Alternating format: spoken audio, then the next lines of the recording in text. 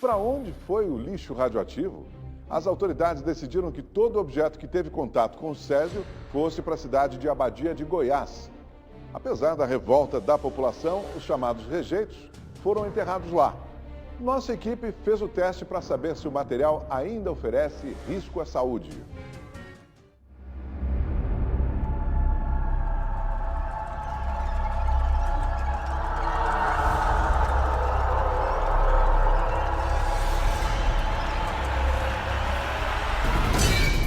Durante os trabalhos de limpeza, 7 locais foram identificados como pontos principais de contaminação.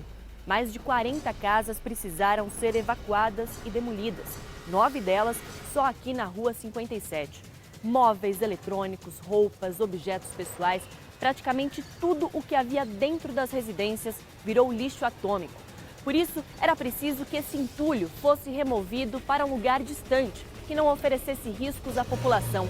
Foi quando houve, então, a escolha do distrito de Abadia, no interior do estado de Goiás, a cerca de 20 quilômetros da capital goiana. O material começou a chegar aqui em Abadia em outubro de 87, pouco mais de um mês desde o início da tragédia. Neste terreno, 2 depósitos abrigam as 6.000 toneladas de rejeitos contaminados pelo Césio 137. E foram enterrados, junto com as histórias de muitas famílias. Seu Odson, nós estamos sentados no muro, em frente ao terreno onde o seu irmão Devair morava. Olhando para trás, olhando para esse espaço vazio, quais as lembranças que vêm à sua mente? Bom, primeiro que a família era muito unida. A gente usava os finais de semana para um churrasquinho, uma cerveja, sempre aqui tinha um galpão, né, onde ele usava para comprar o material reciclável, que era o trabalho dele. E nos finais de semana a gente usava muito para fazer aqueles encontros de família, né, às vezes uma pamonhada, um churrasco, uma cerveja. Luiz Odete, a senhora morava no mesmo terreno que o Ivo e a Lourdes e a Leide, né, na casa de trás? Isso. Seus 4 filhos. Isso. Depois do acidente teve mais um. Aí depois do acidente eu tive mais um. Então, essa foto... Essa foto foi a única que me restou da residência que eu morava. Porque tudo que tinha na casa de vocês... Foi rejeito. E isso aí, eu acho que alguém ficou com dó, né? E trouxe pelo menos uma foto para mim. Dona Lourdes também só conseguiu resgatar a foto da filha, que mais tarde se tornou o maior símbolo da tragédia. A única coisa, eles me procuraram, se pudesse salvar alguma coisa que eu queria da minha casa. Aí eu falei, as fotos da Leide. Então foi a única coisa que salvou. O que foi? As fotos da Leide. É. Vazia, roupa, nada. Essa aqui é a única foto que a senhora tem da Leide ainda. Tem um posto grande. O que ela estava segurando aqui? É uns bichinhos de pelúcia. Brinquedinho dela. Esqueci, O material contaminado está em um terreno que pertence à Comissão Nacional de Energia Nuclear. Este é o único depósito definitivo de rejeitos radioativos da América Latina. Ruglis, nós estamos diante do depósito principal, que abriga 60% dos rejeitos do Césio, certo? Sim, aqui é o depósito, chama depósito definitivo, definido em Lei 10.308 como depósito final. Por baixo da terra, o que há? Ali você tem uma caixa de concreto bem grande, né, onde tem em torno de 63 metros de comprimento, de largura em torno de 13 metros e altura em torno de 8 metros. E é seguro nós estarmos aqui? Tranquilamente. Ele nos convida para medir os níveis de radiação lá do alto. Ruglis, esse é o equipamento original que foi usado na época e que mediu a radiação do Césio? Sim, esse foi o equipamento maior utilizado, né, esse maior que está aqui com alumínio, né, coberto de alumínio. É um equipamento utilizado chamado cintilômetro, que foi utilizado para a identificação da fonte, né? Em qualquer ambiente aqui dentro do estado de Goiás, ou pelo menos algumas regiões aqui, ela está nessa faixa, né, entre 50 e 60 contagens por segundo. Então isso aqui é normal, faz parte do chamado background, ou radiação de fundo, né, que existe presente em toda parte, tanto do Brasil como em outras partes. Só que aqui na localidade, no caso Goiânia, é basicamente essa contagem, 60, 50 contagens por segundo. Agora, no caso do Césio, quando ele detectou esse ponteiro, Basicamente, a primeira tentativa foi mal sucedida porque saturou e basicamente isso aqui foi para zero, que não é verdade. Não existe radiação, lugar sem radiação. Sempre existe a radiação ambiental. E aí ele se afastou e novamente ligou o equipamento e se aproximou. E aí sim, estourou a escala. Só que esse som, isso aí foi inclusive uma coisa que foi utilizado para assustar as pessoas. Então, muita gente se assustava com esse barulho. Mas isso não significa a intensidade da radiação, porque aqui quem está regulando a intensidade do som sou eu. Então eu posso brincar com você e falar, você está contaminada. ai que medo, dá medo mesmo. Já esse aqui é mais moderno. Vamos ver como é que funciona esse. Ele está dando exatamente 0,02. Aqui era para dar 0,09 microsievert hora. Está dando mais baixo. Agora, daqui de cima, como é bem alto, a gente tem uma vista panorâmica da cidade de Abadia de Goiás. Tem muitas casas aqui perto. Isso. Para elas, esse lugar também não oferece risco nenhum. Nenhum.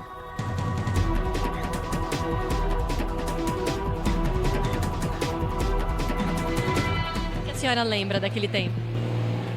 Eu lembro da tensão, né, da população, o medo, a revolta do pessoal, que a gente até tentou impedir, né, fez manifestação lá, mas foi impossível.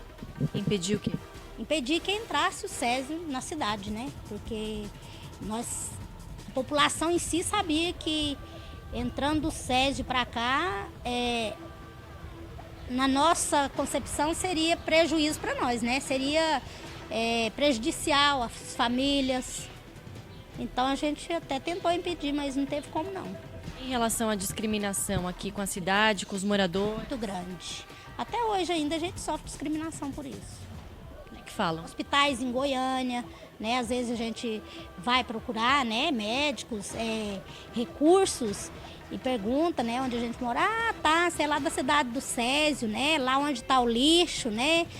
Credo, eu tenho medo daquele lugar, mas não sabendo eles que foi eles que trouxeram para cá, né? Nós não fomos lá buscar, não. Nós simplesmente fomos obrigados a aceitar o lixo aí no lugar.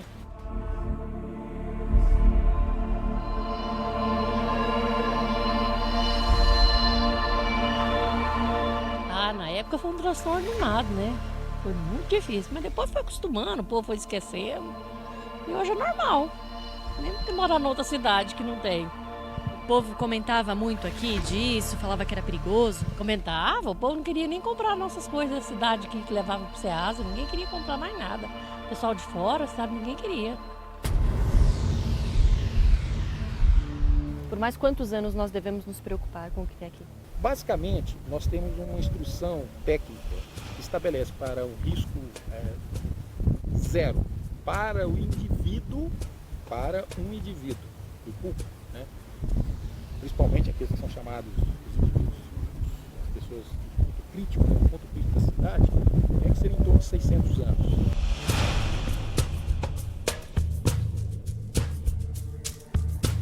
Talvez se não fosse esse grafite feito no muro, o lugar onde a cápsula com o Césio foi encontrada passasse despercebido por algumas pessoas.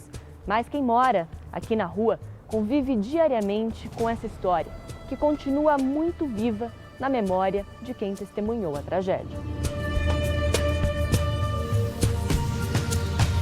A senhora mora nessa casa? Estou morando aqui agora. Como é que é morar numa casa ao lado do terreno onde foi encontrado? Eu morei ao lado da onde aconteceu realmente o Césio, ali na 26A. Eu morava... Casa do Devair. Era a casa do Devair. A senhora se tornou vítima também desse acidente? Não, pelo menos assim, na época, não teve nada com nós, não. Não pegou radiação? Nada. Porque a gente fizemos exames, né? Não deu nada. E morando tão pertinho, a senhora não ficou com medo de pegar a radiação também? Na época, sabe assim, a proporção foi tão grande e a gente não tinha para onde ir. A única casa que a gente ia era lá, né? 30 anos depois dessa tragédia, essa história continua na memória? Lembra sempre disso? Lembro sempre. Inclusive, às vezes eu até falo com meus alunos. Pedro montou uma serralheria ao lado do terreno abandonado. Mas quando o senhor veio para cá, já sabia que estava bem ao lado do terreno onde foi encontrado? Sabia, fui nascido e criado aqui em Goiânia. E aí, como é que foi trabalhar? Na época eu trabalhava aqui na 55, eu passava aqui nessa rua sempre. Eu via a movimentação, aí eu presenciei tudo isso aí, na época. E era uma cena de terror mesmo? Na época foi bem preocupante. Quando eu vim pra cá e já tinha passado 12 anos... Mesmo já passados 12 anos depois do acidente, não tinha aquela coisa que ninguém queria vir até sua serralheria com medo de se contaminar com o terreno, alguma coisa assim? Não. Ninguém ficava com receio? Não ficava porque quando eu vim de lá de baixo, eu já tinha 7 anos que eu estava instalado lá. Então, a clientela minha já tinha uma clientela, né? E sempre quando vem alguém aqui na oficina é mais por indicação, porque essa rua aqui ela é um pouco fora do... Ela é parada, né? Assim, escondida. Dona Ildete mora na rua 57 em uma casa alugada. Quando se mudou para cá, só não comprou o imóvel porque ficou com medo. A senhora veio de Brasília para cá? Não, eu morava lá e meu irmão me ligou dizendo assim que tinha um lote aqui na rua, vendia casa barato, né? E eu não comprei com medo, passaram medo de mim. E aí quem perdeu foi eu. Não acontece nada. Não acontece nadinha aqui de doença nenhuma. Tem gente que fala, você mora aí? Eu falei, moro, por quê? Não tem nada não, não existe nada aqui. Então, porque se falava que era perigoso. Que era perigoso, quem perdeu foi eu, não ter comprado, perdi tudo. Nós também visitamos o lugar onde a família de Ivo, Lourdes e Leide das Neves vivia. E tivemos uma surpresa ao encontrar outra família habitando o terreno. Foi aqui que a garotinha Leide das Neves comeu o ovo com as mãos sujas de césio e se contaminou. Aqui que era a casa do Ivo mesmo? Ferro Velho? Eu acho que sim, eu não sei se é do ou da Bahia, um dos dois. Será que a gente pode entrar para dar uma olhada como que é o terreno? Licença. Qual que é o seu nome? João. João? O senhor sabe da história? Conheceu os dois? Sei mais ou menos. E como é que vocês chegaram até aqui? O terreno ficou isolado por um tempo? Não chegou a ficar. Eles liberou, né? Que aqui não teve tanto, né? Aí podia liberar. Aí liberou esse local. Esse lugar é seu? É meu, hoje é meu. Era da Copel. Você trabalha e mora aqui? Eu trabalho e moro aqui. Aí eu comprei deles. Tem um ferro velho também? Tem um ferro velho também. Você não ficou com medo de trabalhar em algum lugar que, enfim, teve por muito tempo material radioativo? Não tinha, porque eles liberou, né? Falou que não tinha problema, né? E eles vêm aqui de 2 em 2 meses, faz acompanhamento para ver como é que tá. Imagina se acontecesse com você, então, que mexe com reciclagem, de repente pegar um material assim, sem saber o que é chumbo e acontecer um negócio daquele. Podia ter acontecido, né? Isso foi um marco muito grande aqui para Goiânia. Uhum.